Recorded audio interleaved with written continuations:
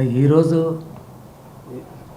Excise enforcement వారికి వచ్చిన సమాచారం మేరకు, అదేవిధంగా ఆంధ్రప్రదేశ్ ప్రభుత్వ enforcement director Shri Rahul Dev Sharma sir ఇచ్చినటువంటి ఆదేశాల మేరకు కొంతమంది వ్యక్తులు గోవా నుంచి అక్రమంగా మద్యాన్ని తీసుకొని కడప జిల్లా ప్రొద్దుటూరుకు మరియు చుట్టుపక్కల ప్రాంతాలకు అనంతపురం మీదుగా రవాణా చేస్తున్నట్లు సమాచారం అందుకొని ఇక్కడ అనంతపూర్ ఎన్ఫోర్స్మెంట్ సిబ్బంది మరియు టాస్క్ ఫోర్స్ సిబ్బంది వీళ్ళు ఈ వడ్డిపల్లి టోల్ ప్లాజా దగ్గర ఉదయం రూట్ వాచ్ చేయడం జరిగింది. ఆ సందర్భంలో 2 కార్లు, ఒక స్విఫ్ట్ డిజైర్, ఒక ఇన్నోవా కారు అనుమానాస్పదంగా అక్కడికి రావడం గమనించినటువంటి అధికారులు వాటిని ఆపడానికి ప్రయత్నించడము, ప్లస్ ఆ స్విఫ్ట్ డిజైర్ కారును ఆపడం జరిగింది. స్విఫ్ట్ డిజైర్ కారులో కొన్ని మద్యం బాక్సులు కనపడ్డవి. అదేవిధంగా ఇన్నోవా కారులో దూరంగా 2 వ్యక్తులు ఉన్నట్లు, అందులో మద్యం బాక్సులు ఉన్నట్లు గమనిస్తూ వాటిని ఆపడానికి ప్రయత్నిస్తే ఇన్నోవా కారు డ్రైవ్ చేస్తున్నటువంటి వ్యక్తి ఇమ్మీడియట్గా దాన్ని రివర్స్ చేసుకొని ఎక్సైజ్ అధికారులకు దొరకకుండా తిరిగి వెనక్కి వెళ్ళి చాలా వేగంతో వెనక్కి వెళ్ళడం జరిగింది. ఇది గమనించినటువంటి అధికారులు ఆ వాహనాన్ని వెంటపడడం జరిగింది. అతను పంపనూరు వద్ద హంద్రీనివా కెనాల్ గట్టు మీదుగా తగరకుంట మొదలగు గ్రామాల్లో చుట్టూ తిరిగి అక్కడి నుంచి ఎగువపల్లి గ్రామం మీదుగా కర్ణాటక బార్డర్లోని తిరుమని పోలీస్ స్టేషన్ పరిధిలో ఉన్నటువంటి బలసముద్రం గేటు అనే ప్రాంతంలో వెళ్ళడం జరిగింది.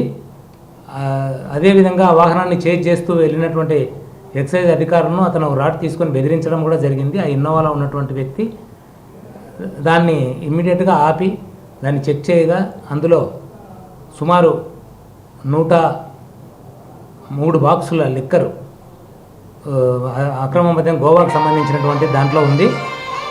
2 వ్యక్తులు ఉన్నారు. వాళ్ళను ఆధీనం చేసుకున్న తర్వాత వాళ్ళ దగ్గర ఒక 4 సెల్ ఫోన్లు ఉన్నాయి.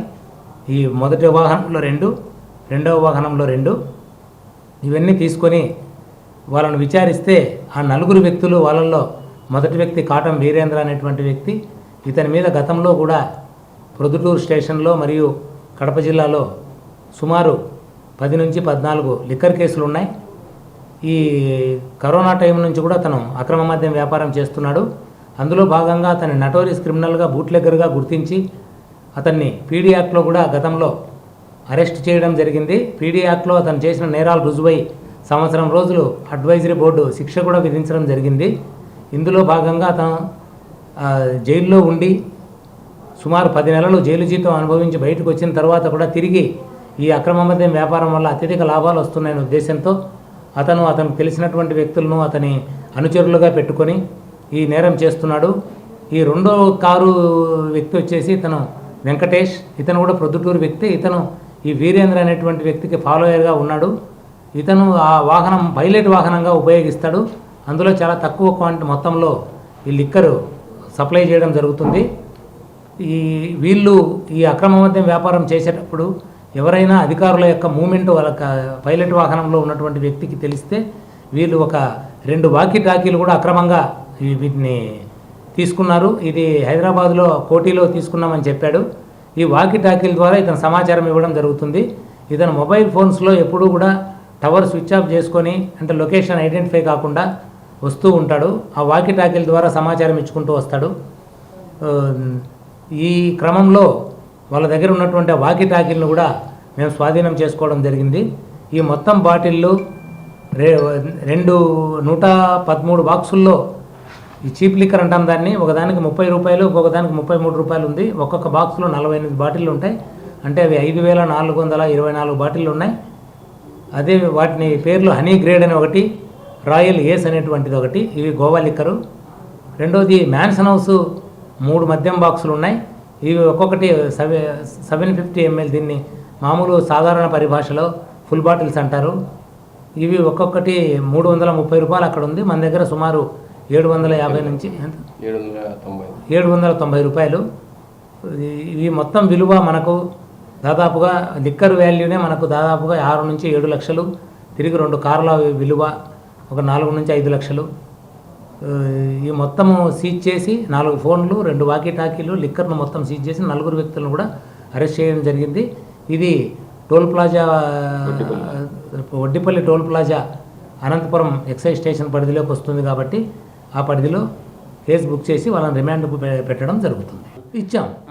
లోకల్ పోలీసు ఇక్కడే కాదు, ఆత్మకూరు పోలీసులు కూడా ఇచ్చాం. రామగిరికి ఇచ్చాం. రామగిరి స్టేషన్కి నేనే వెళ్ళా. ఇక్కడ ఏదైనా వాహనం వస్తుందంటే వాళ్ళు ఆల్రెడీ బ్యారికేడ్స్ పెట్టుకొని అక్కడ యాదవ్తో ఎస్ఐతో కూడా మాట్లాడాను. ఫోన్లో మాట్లాడి, సార్ నేను హెడ్ క్వార్టర్లో లేను, వేరే దీని మీద ఉన్నాను డ్యూటీలో, మీకు 2 కానిస్టేబుల్స్ బ్యారికేడ్స్ పెట్టుకొని చేస్తాను సార్ అన్నాడు. అక్కడికి పోతే 2 కానిస్టేబుల్ అక్కడే ఉన్నారు, రోడ్డు మీద బ్యారికేడ్స్ పెట్టి ఉన్నారు. అక్కడ కనుక్కున్నాం. ఈవెన్ తిరుమని కర్ణాటక లా అండ్ ఆర్డర్ పోలీసులను కూడా అలర్ట్ చేశాం. అక్కడ ఉండే ఇన్స్పెక్టర్ గిరీష్తో కూడా నేను ఫోన్లో మాట్లాడి మీరు కొంచెం మీ వైపు వస్తే మీరు ఆపండి దాన్ని, ఇక్కడ నుంచి వస్తున్నాడని కూడా చెప్పాం. ఆల్మోస్ట్ ఆల్ దారెంబడి చూసుకున్నాం. తెలిసిన గ్రామస్తుల ద్వారా కూడా మేము సమాచారాన్ని తీసుకుంటే మాకు విజిబిలిటీలో లేదు. దాదాపు ఒక 90% దూరం మాకు విజిబిలిటీలో లేదు వాహనం. ఒక వాహనం వేగంగా వెళ్తోంది ఈ రూట్లో, ఇన్నోవా అనేటువంటిది గ్రామస్తులు చెప్పడము, ఆ టైర్ గుర్తులు పట్టుకొని మట్టి రోడ్డు ఉంటే అలా వెళ్తే ఒక చోట మనకు కనపడింది. కనపడిన జస్ట్ హాఫ్ అన్ అవర్ లోపలనే మనం పట్టుకోవడం జరిగింది.